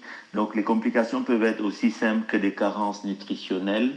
On a parlé de la carence en fer et on sait le rôle important que le fer joue dans le bien-être général au niveau de l'hémoglobine, l'anémie, donc la fatigue. Donc la carence en fer, c'est vraiment quelque chose qui peut être observé si on ne suit pas le régime. Les carences en vitamines aussi, hein, plusieurs vitamines sont absorbées par l'intestin. On peut avoir aussi des complications un peu plus sérieuses comme les pertes de poids, puisque là aussi, si on ne digère pas, on n'absorbe pas les nutriments, on va avoir une perte de poids. Chez les enfants, la croissance est fondamentale et c'est un élément qui est parfois révélateur aussi de la maladie cœliaque. Et après, des complications qui vont être aussi liées au métabolisme du calcium au niveau des os, des fractures faciles. Donc ça, c'est un élément aussi à surveiller si on ne fait pas le régime. Et un examen qui permet aussi de voir la solidité des os, c'est ce qu'on appelle la densitométrie osseuse. Et donc ces complications osseuses peuvent être un élément si on ne respecte pas. Après, il y a le risque à long terme si on ne suit pas le régime de lymphome au niveau intestinal. Et ça, c'est quelque chose qui aussi peut être expliqué aux familles, même si c'est toujours un défi de leur expliquer tous ces risques quand ils sont jeunes, à 12-13 ans. Ouais, alors on peut dire que on est cœliaque un jour et c'est sans gluten toujours. De là l'importance d'avoir un suivi et d'avoir un partenariat avec les associations, la confiance avec son médecin, parce que c'est pas facile de faire ça toute sa vie. Et aussi de beaucoup communiquer dessus. Et moi, je vais poser la question à notre communicatrice, Ophélie. Est-ce que tu as l'impression qu'on communique assez autour de la maladie cœliaque en 2021? Alors malheureusement, en fait, le côté sans gluten a eu un effet de mode qui, je pense, a caché la maladie derrière, parce que c'était un effet de mode un petit peu de régime et voilà, le sans gluten a été très présent. C'est devenu un effet de mode et je pense qu'on en a oublié la maladie derrière. Excusez-moi. Et les personnes qui souffrent et qui doivent gérer ça au quotidien. Donc c'est vrai que je pense que c'est en train de revenir, tout du moins moi ce que je vois en termes de communication sur les réseaux sociaux. Mais on a besoin, je pense aussi, de professionnels comme vous justement, ou de patients experts pour véhiculer un petit peu que le sans gluten, c'est pas réellement un effet de mode, c'est aussi justement une vraie maladie, et que voilà, moi je le sais parce que j'ai eu, alors je sais pas si c'était une intolérance au gluten ou quelque chose comme ça suite à l'ablation de ma vésicule biliaire, mais j'ai eu des difficultés avec le gluten et en fait donc j'ai fait un espèce de régime entre guillemets, j'ai changé complètement mon alimentation et c'est vrai que ça a été un peu compliqué de pouvoir trouver vraiment de l'information fiable et pas forcément de l'information qui soit fake, et d'avoir voilà, à part des trucs parfois qui ressemblent à des publicités même qui nous expliquent le sans gluten. Je trouve qu'il faut vraiment là arriver en 2021 et pour les années futures, parce qu'à mon avis c'est le genre de maladie qui augmente dû à notre rythme de vie, à nos consommations, qu'on puisse vraiment mettre des mots et des professionnels sur ce genre de maladies qui pour moi semblent encore un peu méconnues de par l'effet de mode du gluten. Tout à fait. Et c'est important le point aussi finalement de la fréquence, puisqu'on a parlé d'une prévalence de 1% de la maladie cœliaque. Et à côté de ça, tout ce qui est syndrome d'intestin irritable, troubles fonctionnels intestinaux atteignent jusqu'à 20 à 30%. Donc souvent le regard que vont porter les personnes, notamment dans certains restaurants qui ne connaissent pas forcément, le regard porté autour des malades cœliaques va être peut-être mal perçu, parce que à côté de ça, il y a des personnes qui vont se mettre eux-mêmes sous le régime sans diagnostic. Donc il y a tout un travail aussi de vulgarisation, de communication autour de ça. Et je pense qu'Edith, avec la Fondation, vous avez des belles plateformes, des beaux outils, vous êtes présente sur les médias sociaux. Il y a même un prix récent que j'ai vu passer que la que Celiac Québec a reçu? Oups. Oui, en fait, vous avez tellement raison parce que je pense qu'on vit, on n'est pas les seuls à vivre ça, c'est-à-dire qu'on est dans un univers de fake news où en tout cas, il y a pas toujours de l'information fiable qui se retrouve sur les réseaux sociaux ou sur les internets. C'est sûr que nous, toute l'information qu'on véhicule, soit sur notre site Internet ou sur nos médias sociaux, ce sont des choses qui ont été validées. On a un comité, on est appuyé par un comité scientifique dont Dr Jean Chou fait partie. Et il y a d'autres gastro-entérologues, des nutritionnistes également. Donc, on est un très petit organisme. Notre modèle d'affaires est basé sur les membres, donc les gens qui reçoivent le diagnostic qui deviennent membres de notre organisation. On a un petit peu de subvention gouvernementale, mais il est clair qu'un de nos enjeux principaux, c'est d'avoir les moyens de faire connaître davantage autant les symptômes que le sérieux de cette maladie-là et aussi de travailler fort pour éviter l'autodiagnostic. Donc, c'est un grand cheval de bataille chez nous. Et puis, mais on travaille très fort en ce sens-là. Et récemment, on a été chanceux. On a eu une belle bourse. Ça s'appelle les bourses d'initiative en économie collective. Alors, ce qui va nous permettre, entre autres, parce que vous savez, nous, on faisait beaucoup d'événements pour permettre aux gens de se réunir et de parler, de partager, de briser l'isolement. Dans le fond, quand on voit des gens qui vivent la même chose que nous, ben on se sent un peu moins seul.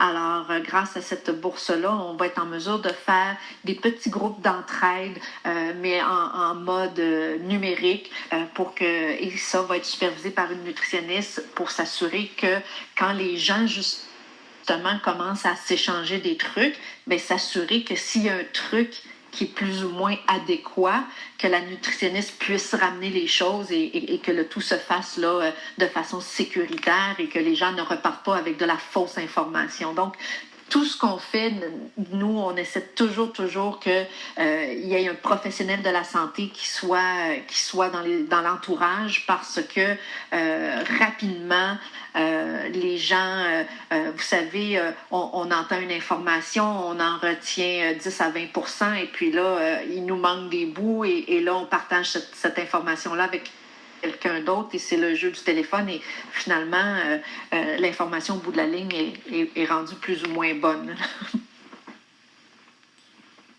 Oui, c'est sûr. Et du coup, c'est pour ça que le travail des associations de patients est extrêmement important pour justement éviter aussi les fake news, communiquer et s'entourer de professionnels de santé.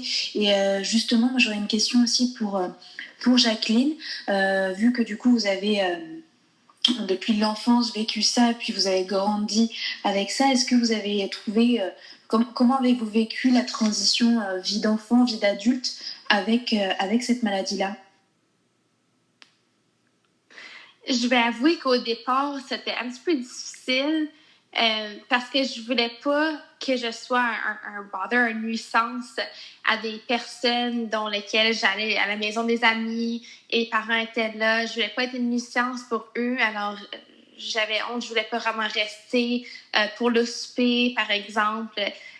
Parce que j'avais un petit peu honte, mais depuis que j'ai vieilli un petit peu plus et que j'ai réalisé, il y a beaucoup de ressources qui sont là pour supporter le monde qui a la maladie cœliaque et aussi que, la maladie cœliaque et la bourse sans gluten, c'est plus prévalente aujourd'hui.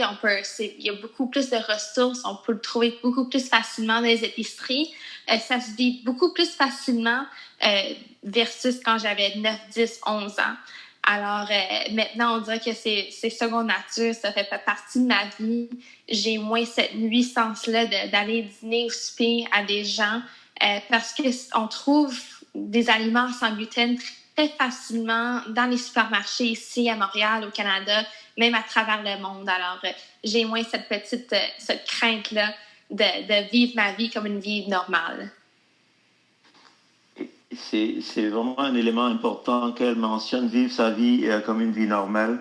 Et le défi, pour revenir à la question de Francine de tout à l'heure, c'est aussi le défi financier de pouvoir assurer un approvisionnement des produits de façon aisée. Et il y a au Québec plusieurs ressources disponibles qui sont possibles. Pour ce qui est de la pédiatrie, par exemple, la Régie des rentes du Québec donne une somme mensuelle à chaque enfant. Et nous, on remplit souvent ce formulaire en ligne qui est disponible. C'est un formulaire de supplément pour enfants. Il parle d'handicap. C'est sûr que c'est un formulaire qui est utilisé dans beaucoup de conditions médicales.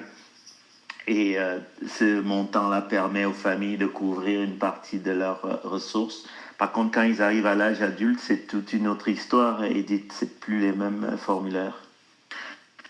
Oui, effectivement, on appelle ça pour les adultes le crédit d'impôt. Nous, depuis 2018, on a commencé à militer pour changer cette mesure fiscale-là.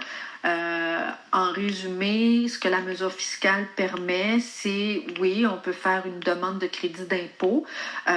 Pour ce faire, il faut accumuler nos factures d'épicerie.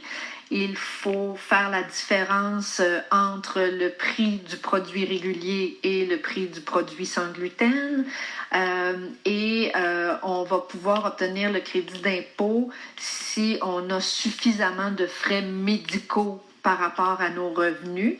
Et donc, la raison pour laquelle nous, on milite, dans le fond, c'est qu'on trouve que ce crédit-là, il est premièrement complexe à remplir et deuxièmement inéquitable parce qu'une personne qui vit avec de faibles revenus ne pourra pas suivre son traitement adéquatement parce que les produits coûtent plus cher et n'a pas accès à un crédit d'impôt. Même chose pour, admettons, un étudiant ou un jeune adulte qui poursuit ses études, admettons, à l'extérieur de la maison et qui a un faible revenu, n'aura pas la chance d'avoir le crédit d'impôt. Alors, nous, ce qu'on demande au gouvernement depuis 2018, c'est que la prestation que les enfants reçoivent, la prestation mensuelle, mais qu'elle se poursuive, dans le fond, à l'âge adulte. Super, merci. Et l'autre élément aussi qu'on observe pour les jeunes enfants qui sont en garderie, c'est la possibilité d'avoir une allocation pour service de garde. Et ça, c'est aussi une aide parce que les services de garde peuvent avoir à s'équiper différemment, réorganiser leurs soins. Et je pense que ça dépanne pas mal les familles. Très bon point, Dr. Jean-Chou. Effectivement, pour une personne dont l'enfant, comme je pense à votre petit patient de 7 mois, là, qui va probablement aller visiter un service de garde éventuellement, cette famille-là a tout avantage à faire les démarches pour que le service de garde ait la subvention pour accommoder, adapter tous ces installations et ces services-là pour que l'enfant puisse avoir un séjour agréable là, jusqu'à temps qu'il arrive à l'école primaire. Vas-y, Francine. Non, d'accord, je voulais juste ajouter à ce que Jacqueline disait, que lorsqu'elle allait chez quelqu'un, elle se sentait mal parce qu'elle devait manger différemment des autres.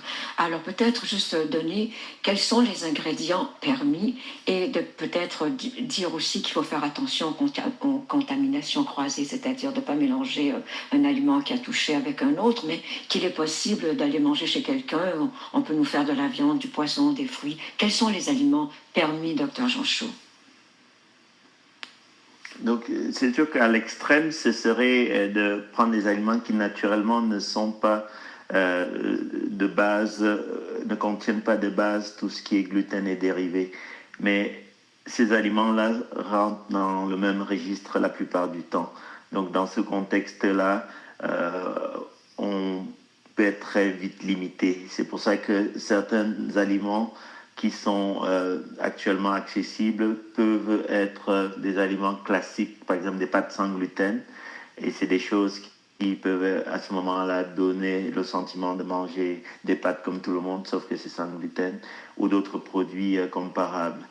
Et le défi au niveau de la cuisine, c'est aussi le défi de comment organiser la cuisine. Il y avait par exemple un travail dernièrement où les auteurs voulaient voir si on pouvait utiliser les ustensiles dans la cuisine, dans quel ordre, etc.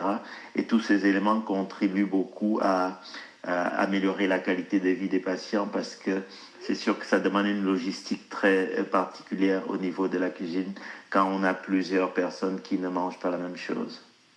Oui, je lisais un article, on disait que juste nommer les ustensiles un grille-pain. Alors si vous avez fait griller votre pain qui contenait du gluten, eh bien, il faut faire attention parce qu'on ne peut pas faire mettre une autre tranche de pain qui ne contient pas du gluten. Alors tout ça, c'est compliqué pour les familles aussi. Edith a la solution, on a le pain de grille-pain, le sac de grille-pain.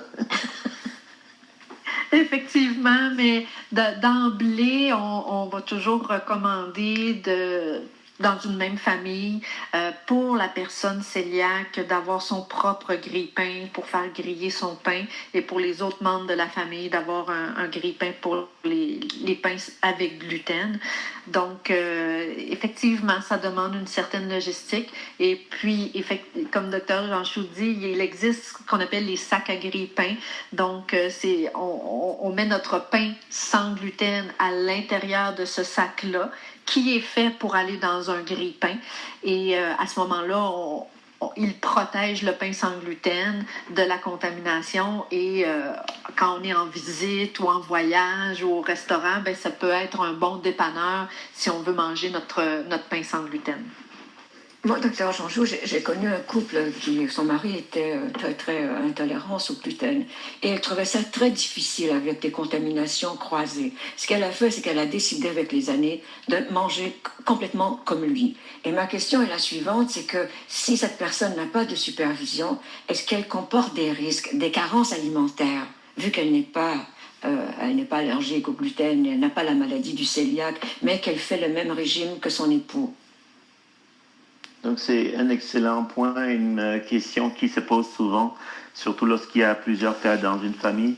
Je pense que le maximum de cas que j'ai eu à diagnostiquer, c'est 4 cas dans une famille. Et il y avait un seul membre qui n'était pas cœliaque. Et donc finalement, la famille avait décidé de se mettre tout ce régime sans gluten. Donc chez un sujet qui n'est pas cœliaque, qui n'est pas porteur du gène et qui n'a pas d'anticorps positifs, le fait de mettre un régime sans gluten n'entraîne pas de carence pour ce sujet. C'est pas quelque chose qui est dangereux de manger sans gluten, tout à fait. Puis je trouve, Jacqueline, tantôt, elle l'a bien nommé, là, naturellement, il y a tout de même des aliments qui ne contiennent pas justement de gluten. Puis là, c'est là que je réalise aussi comment la culture ou les habitudes alimentaires à travers chaque pays ou chaque culture est différente. Tu veux pas, la diète nord-américaine est très accentuée sur les aliments sabou. Là, j'étais en train de penser, si moi-même je tournais où j'étais diagnostiquée avec la maladie cœliaque, ben c'est sûr que la culture asiatique, ben le riz est très présent. Puis le riz est tout à fait permis là, dans les. Il n'y a pas de gluten dans ça. On utilise énormément la farine de riz. Alors, c'est des choses qui est déjà présent dans notre culture. C'est pour ça que je dis parfois ça peut être intéressant aussi de voir certains ingrédients peut-être qu'on est un peu plus méconnus, je pense notamment aux légumineuses aussi, qui sont pas nécessairement très dispendieux, mais qui sont aussi des bonnes sources. C'est des bonnes sources au niveau des nutriments, mais aussi qui sont sans gluten. Fait que de se retourner puis de voir un peu comment les autres cultures utilisent ces aliments-là pour se donner plus d'idées, de recettes, pour se donner plus de moyens pour justement de travailler avec des aliments qui sont sans gluten naturellement. C'est sûr, c'est important de porter le regard sur ce qu'on doit retirer, mais je pense au niveau de la communication aussi, c'est donner des moyens aux personnes de faire avec ce qui est naturellement sans gluten, fait que leur donner des trucs au niveau de l'éducation, c'est ça, des recettes. J'aimerais ça construire sur ce que Nancy vient de dire parce que effectivement, ça dépend. Chaque individu qui reçoit le diagnostic de la maladie cœliaque on part pas tous égaux.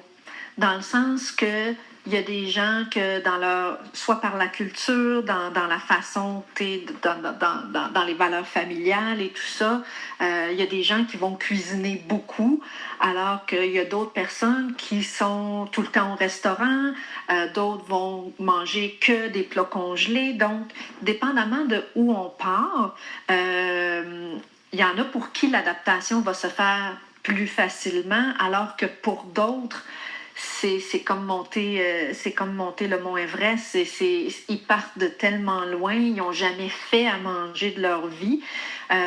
Puis il y a aussi l'âge du diagnostic. Qu'un enfant de 2 ans qui vient de recevoir le diagnostic, lui, il se rappellera pas c'est quoi un pain avec gluten. Il n'en aura jamais mangé de sa vie, ou s'il en a mangé, il s'en souviendra pas quand il va vieillir. Alors qu'une personne qui reçoit le diagnostic à, mettons, 45 ans, elle a 45 ans de vécu avec des produits avec gluten, et là, elle doit faire une adaptation. Et pour certains, il y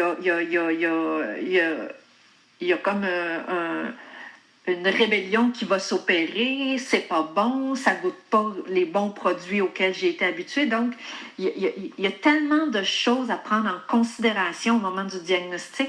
Ça varie tellement d'une personne à l'autre. C'est le champ d'intervention est extrêmement vaste. C'est là que les associations, je trouve, sont importantes parce que même moi, si on me réfère une patiente ou une cliente qui a cette situation-là, humblement, je veux leur dire, ça va pas être en une rencontre qu'on va déterminer c'est comment on va faire ce changement-là, parce qu'effectivement, il faut le prendre morceau par morceau, puis partir de où est-ce que la personne est pour l'amener, pour faciliter, pour ouvrir toutes ces barrières ou ces défis, une chose à la fois. Puis c'est pour ça que je trouve, autant je trouve que c'est important de cuisiner, mais c'est correct d'avoir des produits qui sont sans gluten puis qu'on les utilise, parce que peut-être au début, c'est plus compliqué de faire justement des pâtisseries avec des différentes farines, parce que les propriétés chimiques sont pas les mêmes. Faire un gâteau avec la farine de riz ou du millet, ça va être très différent qu'avec une farine de blé. Fait qu'il y a une courbe d'apprentissage, puis il faut être patient.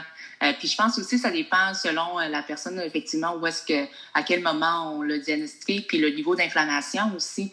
Parfois, il y a des interventions à faire pour justement rétablir un petit peu les intestins. Puis là, après, c'est vraiment du cas par cas. C'est pour ça que quand on partage notre expérience, ou puis tantôt, je pense, Edith, tu l'as mentionné, là, quand vous faites des groupes, des rencontres, d'avoir tout le temps quelqu'un qui supervise, parce que c'est facile de tomber dans du partage un peu anecdotique. Ah, moi, je l'ai fait comme ça, puis ça a fonctionné.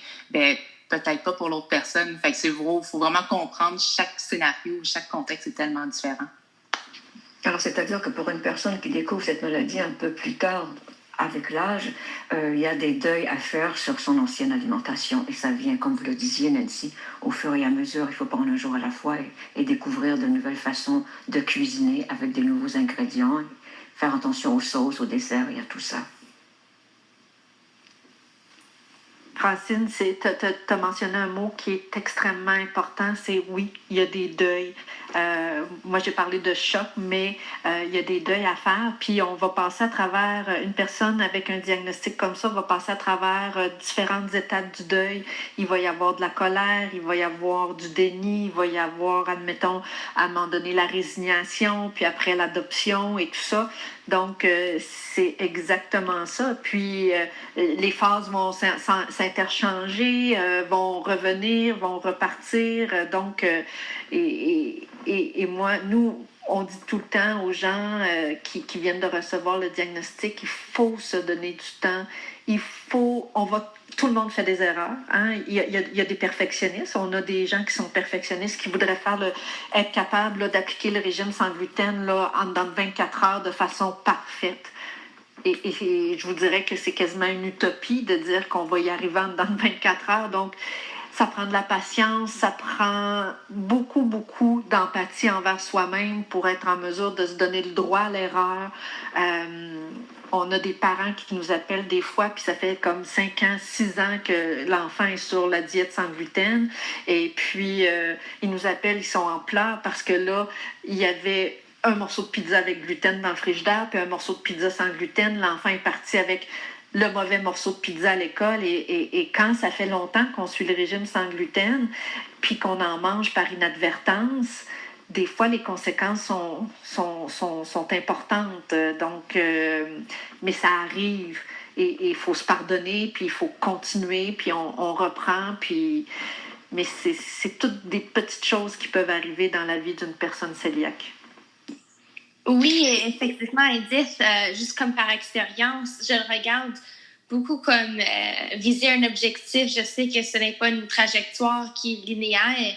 Et comme tu expliquais très bien, Edith, il y a des hauts, il y a des bas. Ça se peut que, bon, par exemple, on a par accident mangé quelque chose, une tranche de pain par hasard. Alors, ça nous arrive, effectivement. Ce n'est pas facile et tout le monde l'expérience d'une manière différente. Mais il ne faut pas s'attendre que c'est une trajectoire qui est linéaire, comme tu as très bien expliqué. J'ai vécu ça, par exemple, et tout le monde va vivre cette expérience différemment. Alors, c'est un très bon point, je trouve, que vous avez mentionné ici.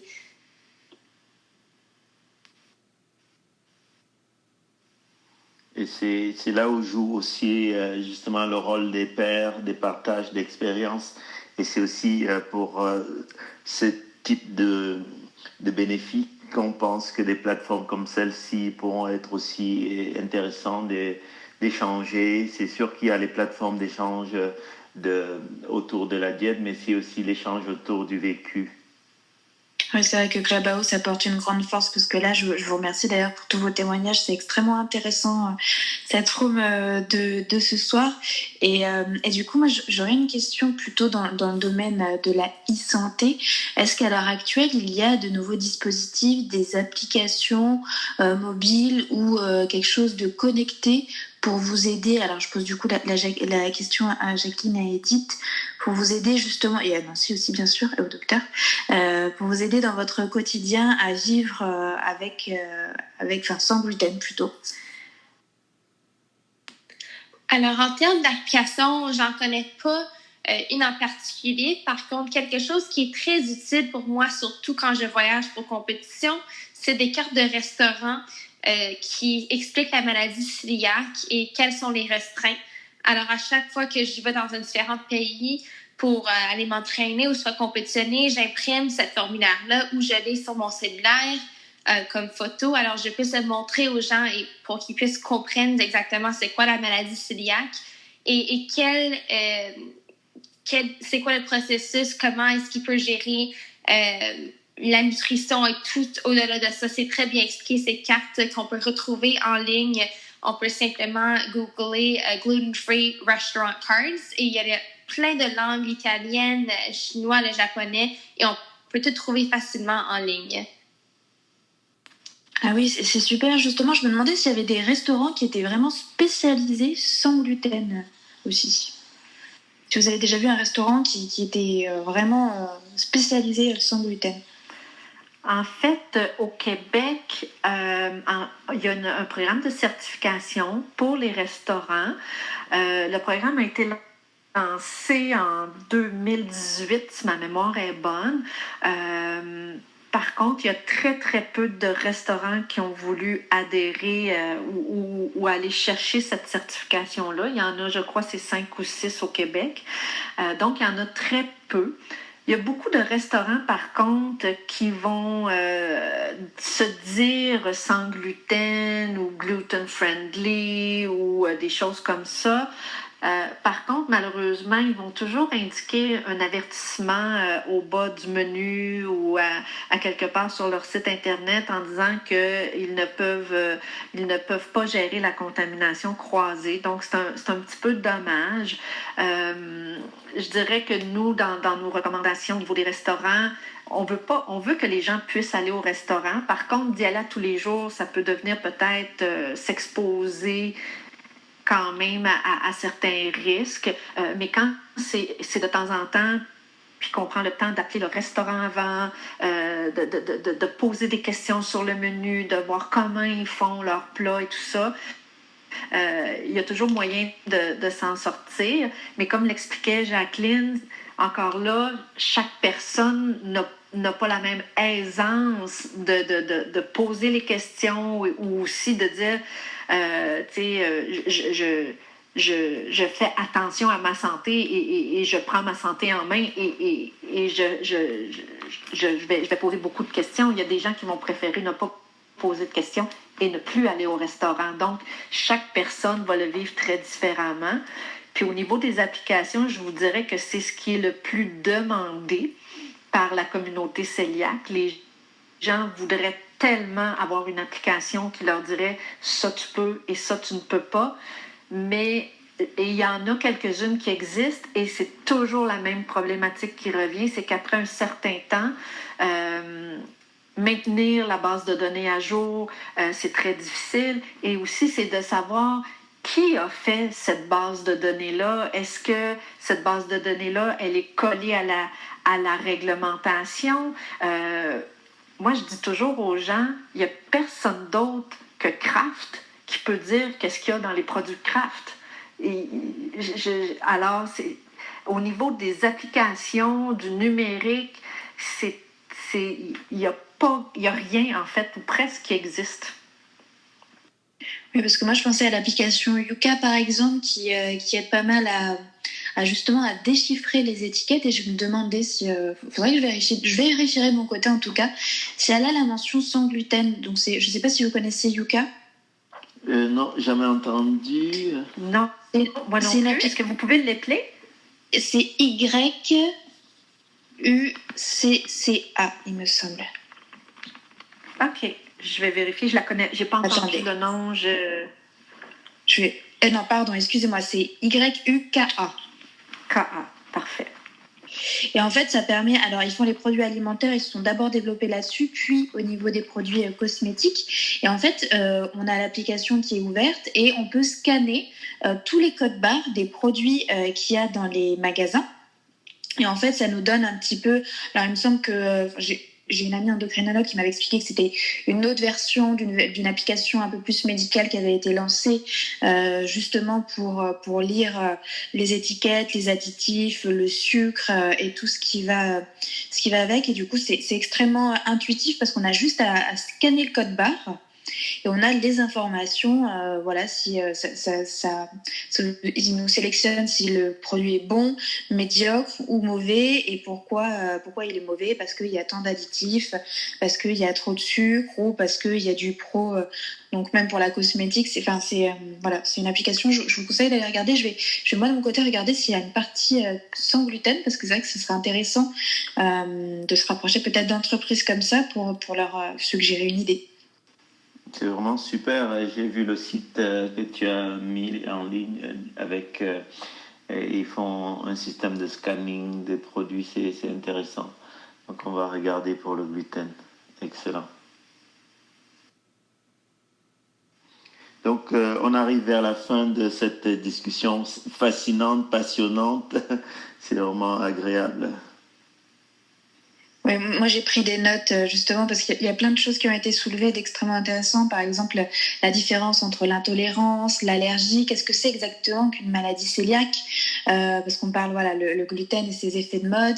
Et toute la partie aussi carte, ça je ne connaissais pas. Merci beaucoup Jacqueline. La carte gluten-free que du coup, vous pouvez l'emmener dans les restaurants. C'est ça, c'est une carte qui va un petit peu expliquer au restaurant ce qu'il faut faire, les bonnes pratiques, etc. pour le cuisinier. C'est ça? Oui, c'est bien ça. Et ça explique, par exemple, c'est spécifique au pays. Alors, par exemple, la carte japonais restaurant, ça explique bien que la sauce soya contient du gluten. Alors, c'est différent par chaque pays. J'ai remarqué quand j'ai fait la traduction en anglais ou en français. Alors, c'est exactement ça. C'est toutes les bonnes pratiques à prendre pour qu'ils puissent accommoder la cliente pour la maladie cœliaque. Il serait intéressant aussi de savoir d'ailleurs si les cuisiniers dans leur formation ont une partie pathologie. Ça peut être même une idée de room, pourquoi pas, parce que c'est vrai que ce soit entre les personnes qui sont diabétiques, le sans gluten et toutes ces spécificités alimentaires qui sont de plus en plus présentes, est-ce que ce ne serait pas aussi au domaine nutritionnel de prendre les choses en main et surtout au niveau de la cuisine et des bonnes pratiques. Absolument, surtout à l'heure où on voit l'importance que jouent certains nutriments, même rien que le sel, hein. On sait l'impact majeur que ça a sur la santé, tout ce qui est portions. Là aussi, le rôle de la prévention de l'obésité, les portions alimentaires. Dans les écoles, vous faites très attention sûrement aussi pour les portions. Est-ce que vos cuisiniers d'école, vous les briefez? Oui, ben c'est sûr, les formations pour effectivement, il y a des liens à faire avec les écoles de cuisine, là, que ça soit, tu sais, je travaille dans le milieu scolaire, fait qu'on a des écoles aussi où ils forment des cuisiniers. C'est des choses à penser parce que on oublie souvent, c'est un maillon très important dans toute cette chaîne-là là, de production alimentaire. Et plus ils sont éduqués, plus ils ont de connaissances à ce niveau-là, ils vont plus être en mesure de faire des adaptations. Fait que oui, là, que ça soit au niveau du gluten, que ça soit au niveau du sel, il y avait eu un gros mouvement là, où on a fait des virages santé dans les institutions publiques, là, d'offrir des aliments sains. Là, on est dans un virage plus d'approvisionnement local. Fait que c'est en continu développement. Là, on doit poursuivre. Et les chefs, puis il y a des formations, justement, c'est ça, c'est quoi le rôle d'un chef dans ce processus-là. Puis je pense notamment pour le CELIAC, eux autres aussi, là, s'ils vont comprendre, ils vont mieux aussi donner des propositions ou voir comment ils sont capables de faire des adaptations. Oui, puis on a une bonne nouvelle. En fait, on a une personne qui est à la tête d'une école de cuisine à Québec, dans la ville de Québec, et qui a obtenu une subvention pour monter un cours justement pour les futurs chefs sur toute la notion des allergènes, du gluten et tout ça. Donc, c'est un projet sur lequel on va être amené à collaborer, Celiac Québec et probablement aussi Allergie Québec. Alors ça, c'est vraiment quelque chose qui donne beaucoup d'espoir de devenir justement sensibiliser, éduquer, former les futurs chefs pour que éventuellement on arrive sans que ce soit parfait, mais au moins il y aura une connaissance, une sensibilisation qui va faire que les gens cœliaques vont se sentir aussi un peu moins de honte, comme Jacqueline le dit, vont se sentir moins honteux de se rendre dans les restaurants. C'est extrêmement intéressant. Moi, je vais juste revenir à l'application que Ophélie a dit, Yuka. J'ai regardé, donc elle est disponible ici sur Apple Store ou Google Play. On dit que c'est 70% de produits alimentaires, dont 75% des produits au Canada ici. Et que s'il y a un produit qui a un impact négatif sur notre santé, Yuka recommande un produit de rechange plus sain. Je trouvais l'information intéressante à dire. Voilà. Super. Donc, on a vraiment beaucoup d'outils en main. Donc, j'ai mis les liens de ces différentes sources dans la bio, dans le Linktree. Donc, comme ça va être facile de les retrouver.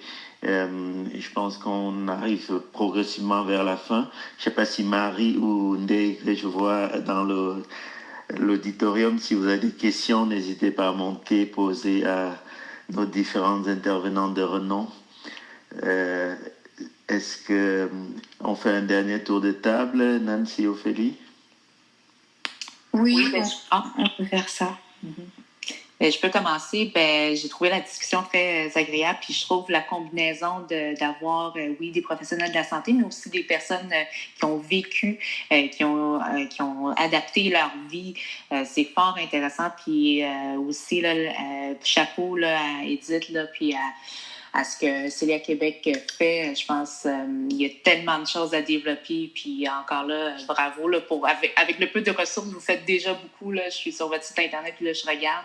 Puis aussi à Jacqueline, là, qui est comme qui démontre aussi aux personnes que même si on vit avec cette situation-là, avec ces conditions-là, on peut performer, on est capable d'aller plus loin, puis il ne faut pas prendre, tu sais, c'est malheureux là, le commentaire que tu as entendu quand tu étais enfant, mais là, tu vois, tu as prouvé que c'était possible de le faire. Fait que je trouve, pour moi, c'était très inspirant là, comme rencontre aujourd'hui. Puis merci pour tous ceux qui ont partagé leur expertise aussi, là, que ce soit médicale, communication, et merci à Francine pour l'animation aussi, pour les questions.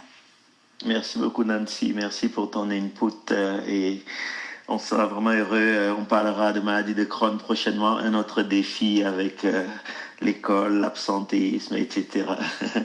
Ophélie? Oui, ben, moi je tenais à vous dire à tous, à toutes, bravo, parce que pour la plupart c'était votre première room et ça a été extrêmement fluide, les sujets ont été extrêmement intéressants. Concrètement, ça fait 1h43 qu'on est là. Moi je n'ai pas vu le temps passer d'avoir ces différences. Voilà, je pense que ce qui aurait été intéressant, c'est d'avoir aussi, voilà, comme la dernière fois on a pu avoir avec le docteur Jean Chou, d'autres pays pour nous donner leur avis, et je pense que ça peut être aussi quelque chose, une room qui peut être fait à ce sujet sur voilà comment chaque pays gère certaines pathologies, parce que je pense qu'on a beaucoup à apprendre de chacun, et moi je trouve que de toute façon le système au Canada et au Québec sont quand même un peu plus avancés qu'en France, et qu'on a beaucoup de choses à apprendre, et c'est ça la magie de Clubhouse justement, c'est le partage d'informations, de savoir, et l'intelligence collective que ça apporte. Donc je vous remercie à toutes et à tous. Merci Ophélie, merci beaucoup pour ton intérêt, ta motivation et surtout ta vision. Nous qui sommes directement auprès des patients, des fois on n'a pas le même recul, et c'est génial ce que tu nous apportes dans ce Club Café Santé. Merci beaucoup. Avec plaisir. Ensuite, Jacqueline, est-ce que tu veux nous dire ton petit mot de la fin? Oui, premièrement, j'aimerais vraiment vous remercier pour vos échanges aujourd'hui. Même si ça fait plusieurs années que je suis diagnostiquée avec la maladie cœliaque, je n'arrête jamais d'apprendre. J'aimerais vous remercier pour tous les petits points que j'ai appris aujourd'hui, dont aussi l'application, le Yuka. Je suis très écrivée, je vais l'essayer pour le voir juste parce que je suis intéressée. Alors, merci, parce que on n'arrête jamais d'apprendre dans la vie, et ceci, j'apprécie vraiment les échanges qu'on a fait aujourd'hui dans le Clubhouse. Alors, merci beaucoup. Merci, Dr. Jean Chou, Nancy, Ophélie, Edith et Francine. Merci beaucoup. Merci, vraiment merci pour ton input, et on sera derrière toi pour la prochaine compétition. C'est quand déjà la prochaine?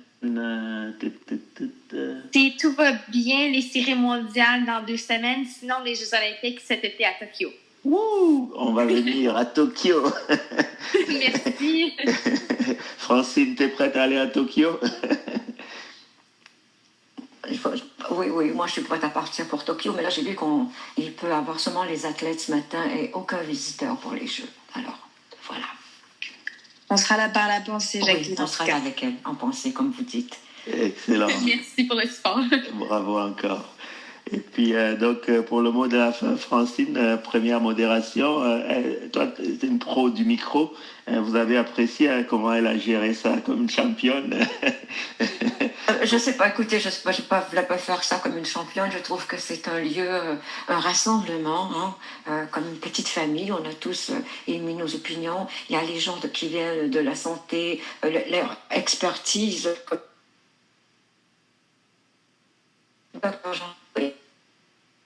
C'est important, c'est voir la relation qu'on a vers tout ça, relation patient, parents, médecins, gastro-entérologues pour cette maladie.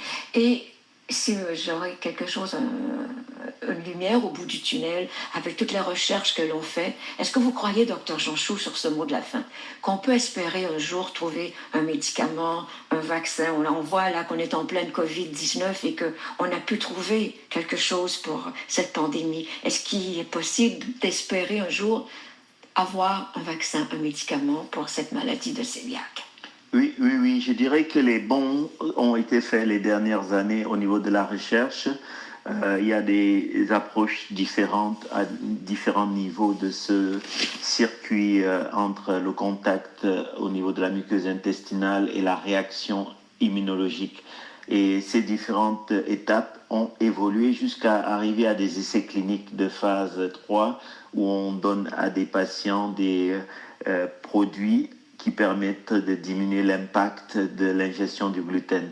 Donc la recherche avance beaucoup et ce qui va être à suivre dans le futur, c'est de voir surtout si on peut moduler le système immunitaire à un stade précoce parce qu'on sait maintenant que les malades cœliaques sont porteurs d'un gène qu'on appelle le HLA. Et on n'en a pas parlé beaucoup parce que c'est beaucoup de choses qu'on pouvait débattre, mais le HLA est présent chez quasiment 99,99% des malades. Et donc, dès l'instant où on peut identifier les porteurs, on pourrait imaginer un futur où il y aurait peut-être un vaccin ou quelque chose qui éviterait la survenue de la maladie. Et à l'autre extrémité du spectre, le fait de donner aux patients des enzymes permettrait peut-être aussi de diminuer les inquiétudes autour des contaminations. Donc je dirais que dans les 10, peut-être 15 ans qui viennent, on aura sûrement quelque chose qui améliorera la qualité de vie des patients, puisqu'on revient toujours sur ça. Alors il faut faire confiance en la science et oui, avoir oui, toujours oui. Exactement. Et puis, enfin, moi, merci beaucoup, merci à tout le monde, merci Dr. Jonchou de m'avoir invité, merci pour votre confiance et voilà, j'ai appris beaucoup et ce fut un grand plaisir.